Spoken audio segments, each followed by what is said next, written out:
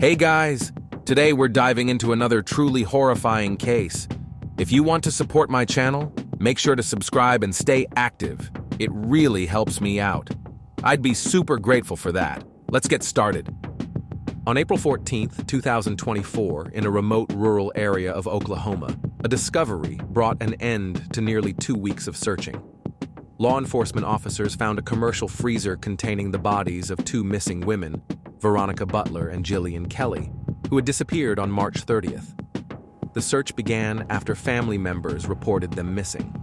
The first lead took investigators to a back road near the Kansas border, where Veronica's blue Kia was found, parked on the shoulder. The doors were closed, but the interior was in disarray. Nearby, officers located her glasses and a hammer with a damaged handle. There were traces of blood, both on the asphalt and inside the vehicle. The ensuing operation covered a radius of several miles around the car's location. Drones, K-9 units, heavy machinery, and volunteers were all involved. A signal was eventually traced to a private farm in Beaver County. Investigators learned that on March 29th, a man named Teddy Cole had rented the parcel, claiming he planned to cut down a tree and bury construction debris. This allowed him to operate machinery and carry out activities on the land without drawing attention. When authorities arrived at the farm, they immediately noticed an area of disturbed soil where the discovery was eventually made. Bloodstains were found on clothing items belonging to the victims. Nearby, there was a knife, a dark hoodie, jeans, and shoes, all stained with blood. That same day, investigators ruled out the possibility of accidental disappearance and handed the case over to the state's Bureau of Investigation. The pressing question now was this: who and why staged such a planned execution in the middle of a desolate rural setting? On the morning in question, Veronica Butler departed from Hugoton, Kansas, intending to pick up her sons for a scheduled weekend visitation, Saturday being the court-mandated day for their meeting. She was accompanied by Jillian Kelly, the wife of a local preacher. Their route was prearranged, from Hugoton to the nearby town of Ava, Oklahoma, where their children were to be handed over at a gas station by their paternal grandmother. The children's father was in a rehabilitation facility and unable to participate. The distance between the 2 points was approximately 30 miles, most of it along a rural highway. According to mobile data, both women departed Hugoton at 8 a.m. Their phones remained active until 9:42, when both simultaneously went offline. Family members tried calling them repeatedly but received no response. Given the strict timing of the visitation, this caused immediate alarm. Veronica's relatives sprang into action right away. By midday, they had already located the first clue: the abandoned vehicle. When officers arrived at the scene, they documented several pieces of evidence. Inside the vehicle, they discovered Jillian's bag containing an empty holster and a phone charger, but the weapon itself was missing. Phones, IDs, wallets, all gone. Everything pointed to the car being abandoned in a hurry. The area was quickly cordoned off. Authorities searched nearby farms, ravines, and abandoned buildings. The complete lack of contact with either woman reinforced the theory of a possible abduction, but without witnesses or recovered remains, the case hit a standstill. News of the disappearance made its way into the media and quickly spread. Local residents, church groups, and advocacy organizations joined the effort. Despite the growing awareness, no credible leads came in during the early days, raising even more suspicions that the attack had been premeditated rather than random. The only thing that offered some clarity about that morning was the analysis of call logs and phone locations. Around 9 a.m., Tiffany Adams, the paternal grandmother, called Veronica. She later claimed that Veronica had canceled their scheduled meeting, but cell tower data and the vehicle's location showed otherwise. The women were already just a few miles from the gas station. That chilling morning marked the beginning of a series of tragic events. All initial clues pointed to an ambush. Veronica Claire Butler was born on February 28, 1997, in Hugoton, Kansas. Her parents, Clinton and Amanda, eventually separated and went on to start new families. Despite the divorce, Veronica maintained a strong connection with her relatives and was known in school as a focused and determined student. She graduated with strong recommendations and served as the commencement speaker at her high school. Afterward, she enrolled in a college program in Liberal, Kansas, to train as a surgical technician. Veronica earned a reputation as kind-hearted and even-keeled. She worked as a nursing assistant, providing care for seniors and tending to their needs with compassion. She had a deep love for cooking and had made significant progress in that area. Still, her top priority was always her sons. Her relationship with their father, Hangler Coy Rickman, had been strained for some time. Though the couple never officially married, they had 2 sons during their time together. Tensions had begun long before their eventual split in December 2018. After the breakup, they agreed to co-parent. In February 2019, Hangler filed for shared custody. The court ultimately ruled that Veronica would retain primary responsibility while granting the father limited visitation rights. The arrangement resulted in the boys alternating weeks between parents. This continued for several months until Veronica made the decision to move out of state. Without a court order or formal agreement, she took the boys to Colorado. Over the next 2 years, she relocated 4 times across 3 different states. According to Hangler, these constant moves disrupted the boys' routine and raised serious concerns. In 2020, Hangler filed for full custody. During the proceedings, he submitted evidence that the boys had returned from visits, showing signs of neglect, appearing hungry, with bruises and what he claimed were animal bite marks. He also alleged that Veronica often left them in the care of relatives or acquaintances without informing him. One of the more serious points raised during the custody proceedings was an allegation that Veronica's brother had previously shown aggressive behavior toward her sons. Although the court had already issued a no-contact order against the uncle, it later emerged that he was still spending time around them. This violation caught the judge's attention. Veronica, on her part, accused Hangler of mistreatment, filing 5 separate complaints about alleged physical aggression. However, investigations found the claims to be unfounded. In one incident, she claimed the father had choked their son and even submitted photos showing bruises. But the boy later admitted that his mother had asked him to lie. This revelation played a significant role in how the court viewed her statements. The court heard testimonies, reviewed each parent's behavior, and concluded that Hangler provided a more stable environment.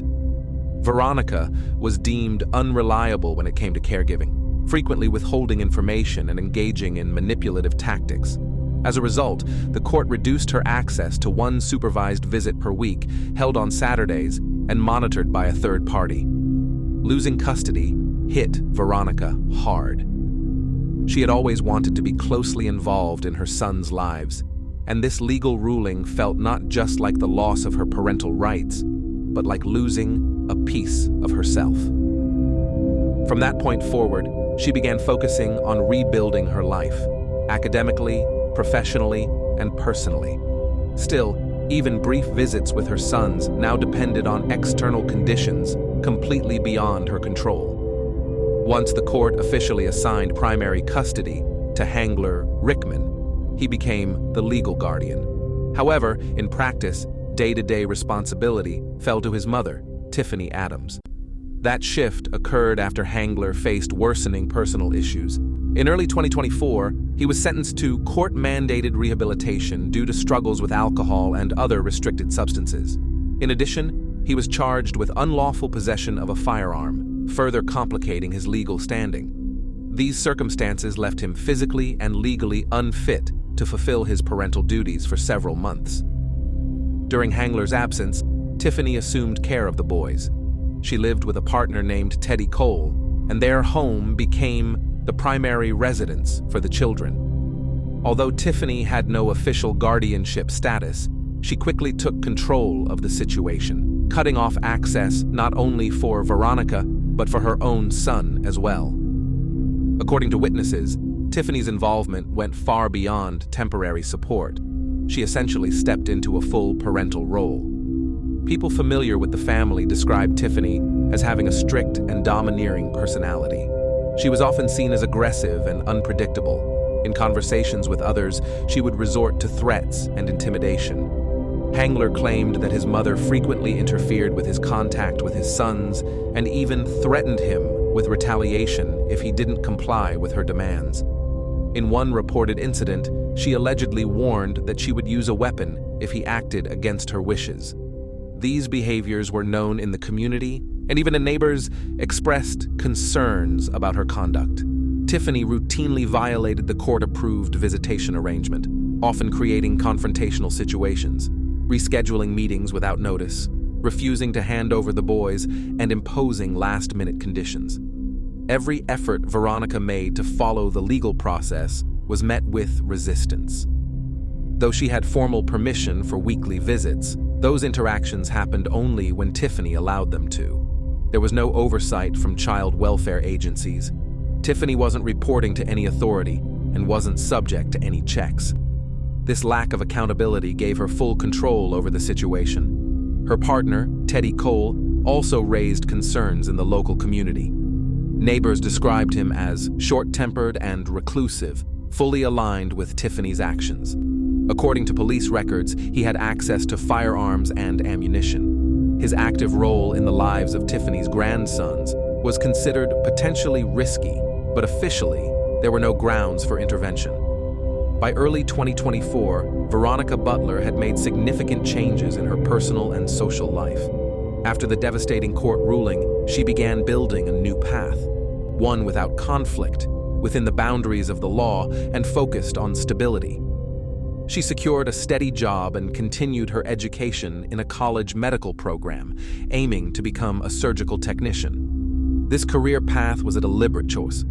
The healthcare field offered long-term stability, a way to help others, and a demonstration of her readiness to take on responsibility. Alongside work and study, Veronica began attending a local church, where she quickly formed a close connection with Jillian Kelly, an active member of the congregation. Jillian had experience raising children, was deeply involved in supporting women and youth, and held a respected position in the community. During one of the most difficult periods of Veronica's life, Jillian became more than just a mentor.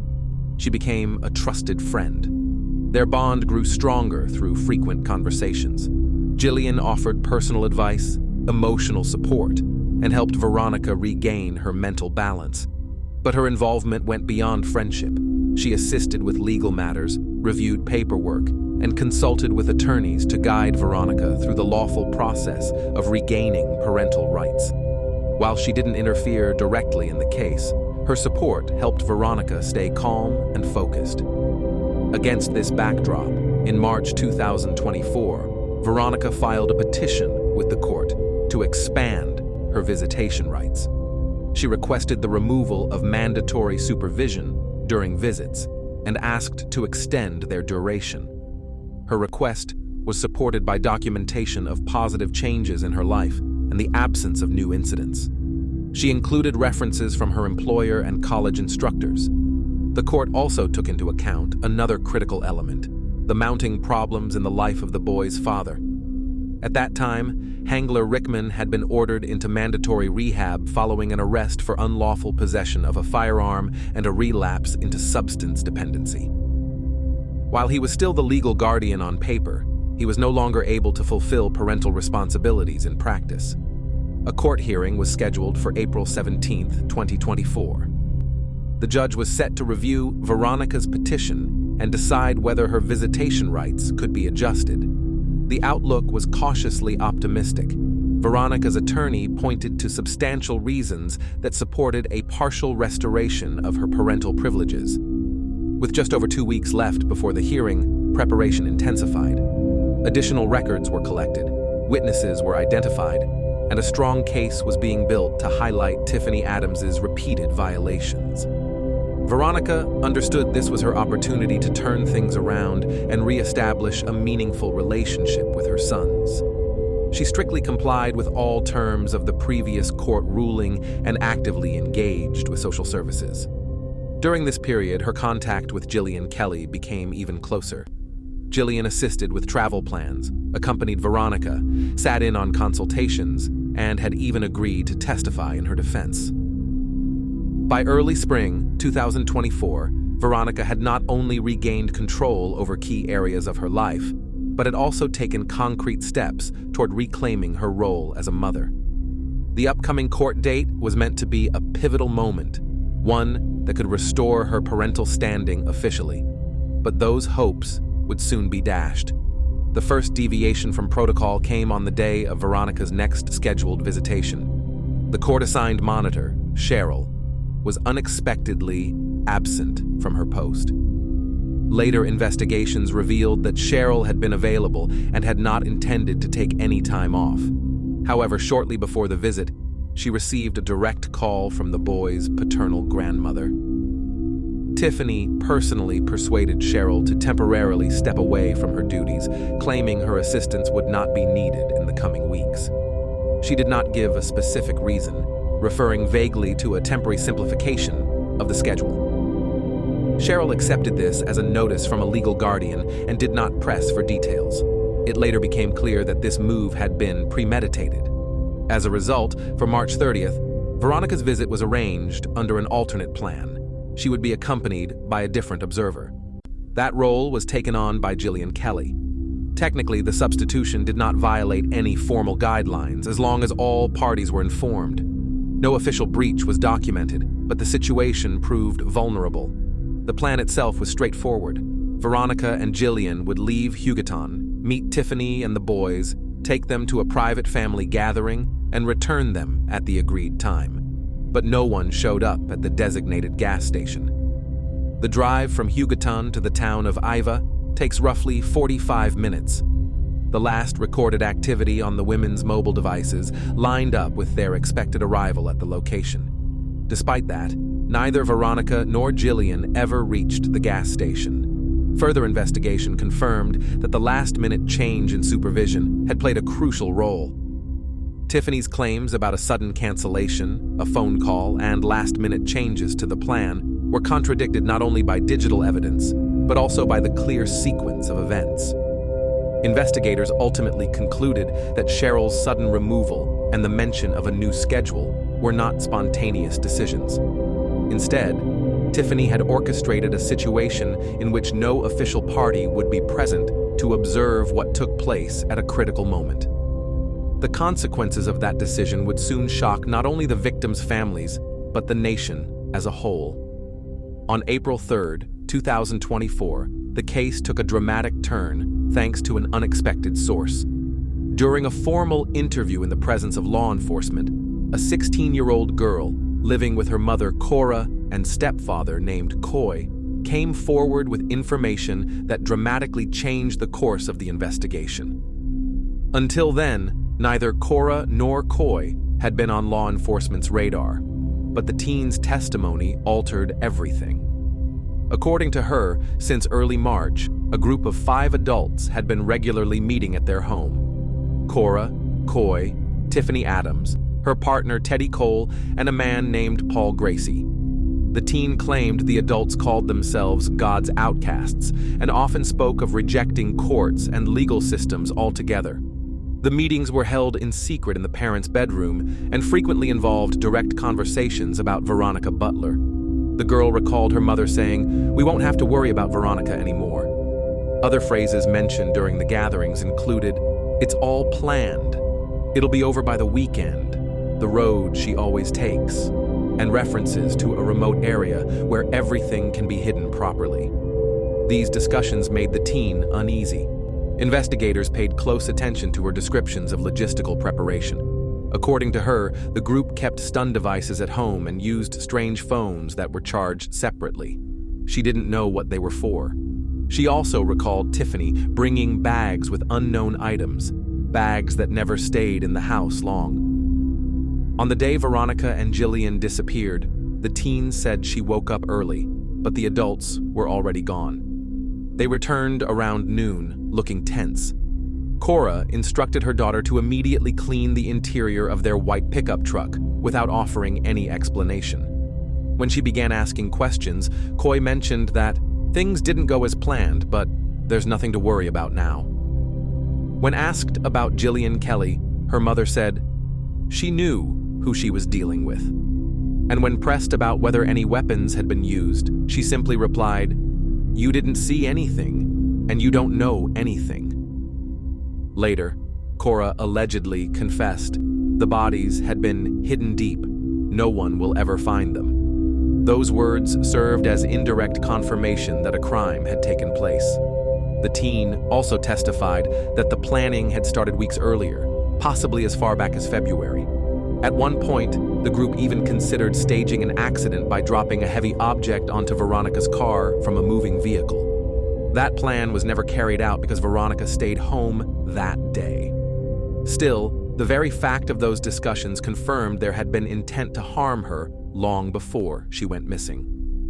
Particular focus was placed on Tiffany's role in the conspiracy. According to the teen, Tiffany was the one who initiated the meetings, claiming Veronica was hurting the boys and had no right to be a mother. She strongly pushed the others to take action in order to save her grandsons, and all the other adults, Cora, Coy, and Teddy, agreed without resistance. The 16-year-old's statements were officially recorded and became the basis for search warrants and surveillance approvals. Her testimony marked a pivotal breakthrough. For the first time, investigators had not only uncovered a deliberate conspiracy, but were able to connect specific individuals to concrete actions and intentions pointing to a premeditated crime. Although the girl had no part in the group's activities, her account became the key to unraveling the timeline and logic behind the planning. Her revelations became the foundation for the next phase of the investigation. The premeditated plan to forcibly eliminate Veronica Butler and Jillian Kelly was carried out in full. The ambush was set along a rural back road Veronica frequently traveled for her scheduled weekend visits with her sons. Members of the group chose a secluded stretch of road in advance and brought a vehicle belonging to one of the suspects to that location. According to confessions later obtained, the group deliberately blocked the road, forcing Veronica to divert from her usual route onto a less traveled path. Even though this violated the court-approved meeting point, the perpetrators expected that Veronica, upon recognizing a familiar car or assuming the change was related to her sons, would not suspect anything unusual. This maneuver led both women into an area completely under the group's control. The women were clearly unprepared for what awaited them. Evidence from the scene, including signs of a struggle and physical injuries on the suspects, pointed to a sudden confrontation. Teddy Cole, for instance, was found with fresh scratches on his face and neck at the time of arrest. Marks investigators believe were caused during an attempt by one of the victims to fight back. He had tried to cover them with a hastily grown beard, but experts determined the facial hair was only a few days old. The nature of his injuries supported forensic conclusions that at least one victim resisted with significant force. Investigators concluded that the initial target of the crime was Veronica Butler. However, according to the teenage witness, her mother Cora had made it clear, Jillian isn't just some bystander, and she's aligned with the enemy. That perception ultimately led to the decision to target both women. To cover their tracks, the group had prepared a burial site in advance, far from any main roads. With the landowner's approval, Teddy Cole had spent the evening of March 29th on the property where a freshly dug pit was later discovered. Additional evidence pointed to a high level of coordination. Cell tower data revealed that burner phones registered to Tiffany and other group members pinged in the ambush area on the morning of the incident. Later, 2 of these phones were detected near the farm, where the bodies were eventually found. This allowed law enforcement to reconstruct the suspects' movements throughout the day of the crime. Investigators believe Cora and Coy's pickup truck was used to transport the victims. Items found in their home included clothing with dark stains, believed to be blood, as well as a black knife and other garments that matched witness descriptions. Possible motives behind the crime included personal resentment, a desire to remove Veronica from ongoing custody proceedings, and fear that her side of the story might gain traction in court. Once Jillian was in the vehicle with Veronica, she too became a target, treated with the same level of aggression. Further digital forensics revealed that the burner phones were used strictly for internal group communication. Landlines were avoided altogether, calls were brief, and most activity occurred between 8 a.m. and 11 a.m. Precisely during the time frame the plan was carried out. This indicated a calculated effort to avoid surveillance and prevent traceable communication through standard networks. Search history retrieved from devices linked to Tiffany raised significant red flags. A browser log obtained from her phone included recent queries such as how to make someone leave their home, where to buy a stun gun, untraceable phone, gun without license, and how to get rid of a body. Additional evidence was recovered from the farm where the bodies were found. Forensic analysis confirmed the presence of blood at the burial site, with DNA matching both Veronica and Jillian, along with biological traces linked to Teddy Cole and Paul Gracie. An empty firearm magazine registered to Jillian was another crucial clue. Since she was legally licensed to carry a weapon due to her role in the community, investigators believe she may have tried to defend herself during the attack, but either couldn't reach her weapon in time or it was taken from her in the first moments of the assault. Footprints found in the vehicle didn't belong to either woman. Soil samples from the boot treads matched the ground where the bodies were later discovered. Hair strands matching Jillian's DNA were also found inside the trunk lining. These findings formed the basis of the official criminal indictment. Technical and biological evidence confirmed that the abduction, isolation, and elimination of Veronica and Jillian had been meticulously pre-planned. The group used closed communication systems and made conscious efforts to destroy evidence.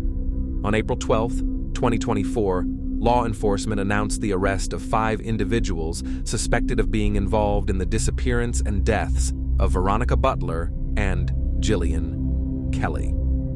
In custody were Tiffany Adams, 54, her partner Teddy Cole, 43, Cora Bennett, 44, her common-law husband Coy Romero, 50, and Paul Gracie, age later confirmed.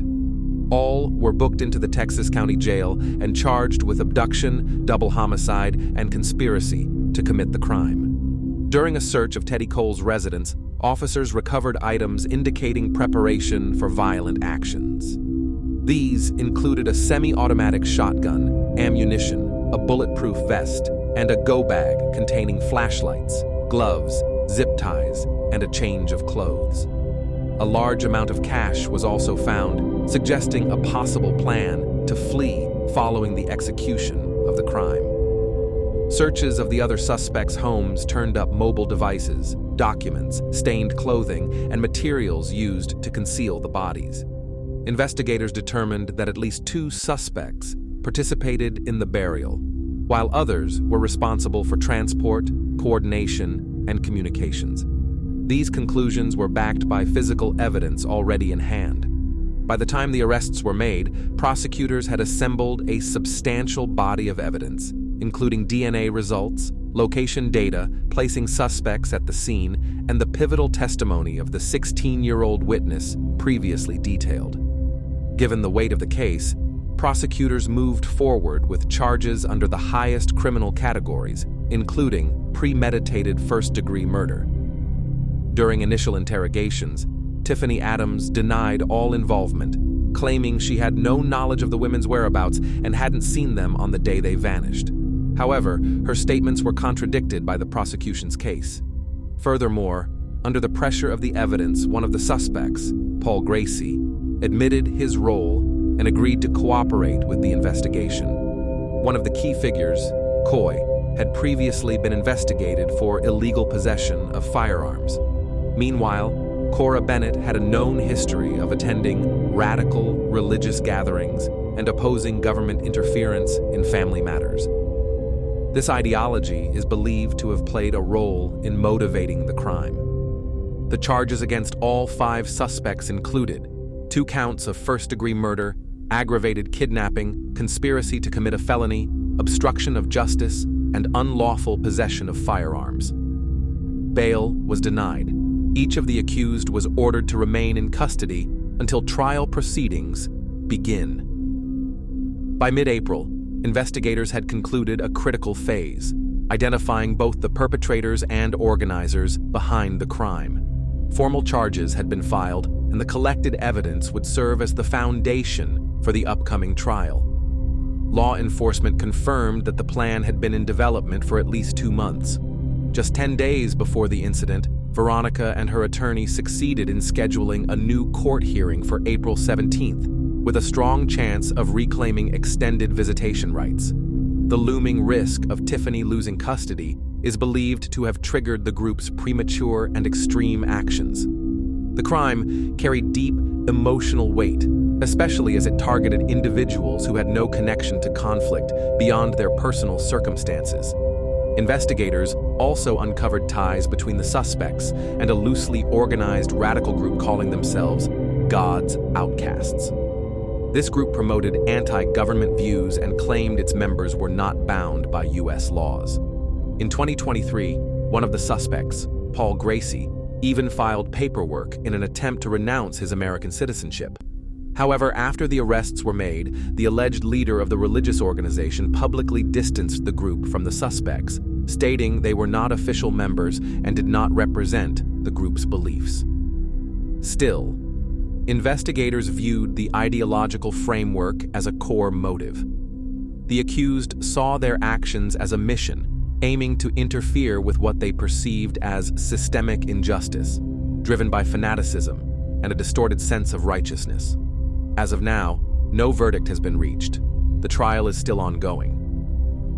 The deaths of Veronica Butler and Jillian Kelly deeply shook the close-knit community of Hugoton and surrounding areas. Their loss sparked public outrage and intense sorrow within their families. Reports also surfaced that the judge overseeing the custody case had received threats, allegedly from individuals connected to the group. Authorities have since increased protection for all court officials involved. The trial for the accused has yet to begin, but the prosecution has already stated its intent to pursue the maximum penalty, either life imprisonment without the possibility of parole or capital punishment. What began as a family custody dispute spiraled into a tragedy with religious and extremist undertones, leaving a lasting impact on the people of this small town. Thanks for watching, everyone. Your support means a lot to me, and you can help my channel grow by hitting that like button, dropping a comment, and sharing this video. Your engagement really makes a difference. See you soon.